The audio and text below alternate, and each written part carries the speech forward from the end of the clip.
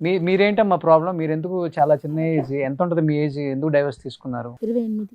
28. అందరూ 30 సంవత్సరాల అంతే సార్, లోపేనండి. అంతే.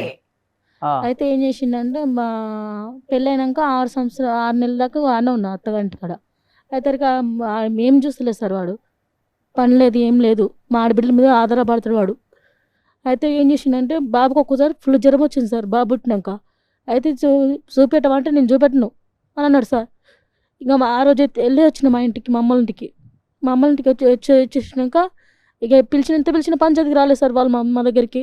బాబుకి ఒక రోజు ఫిట్స్ వచ్చింది బాగా, సచ్చిటోడు బతికింది సార్. ఏది గవర్నమెంట్ హాస్పిటల్ వేసుకుని 10 రోజులు ఉన్నా సార్ నేను. అట్లాగానే ఎవ్వరు రాలేదు సార్ మా దగ్గరికి.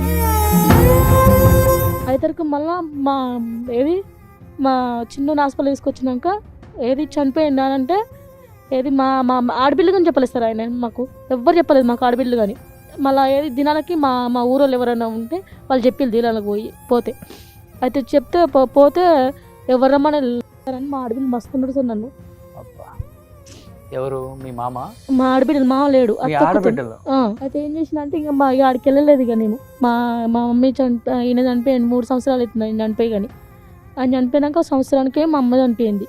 ఇక డాడీ నేను మా చిన్నోడు ముగ్గురమే ఉంటాం సార్ మేము. బాబుకి ఎన్ని ఇయర్స్ అమ్మా? 10 ఉంటుంది సార్. 10. అంటే నీకు ఎన్ని సంవత్సరాలు పెళ్ళైంది? నాకు 21 సంవత్సరాలు పెళ్ళయింది సార్ నాకు. ఒక 2 ఏళ్ళు ఉన్నట్టుంది అంతేనా మీ ఆయనతో? బాబు కడుపులో పుట్టంగానే వాడు తాగడం మొదలుపెట్టింది సార్. సెంటరింగ్ పని చేశారు సార్ ఆయన. ఊర్లో ఎంత ఉంటుంది సార్? 300-500 ఉంటుంది అంతే ఆయన చేసే కష్టము.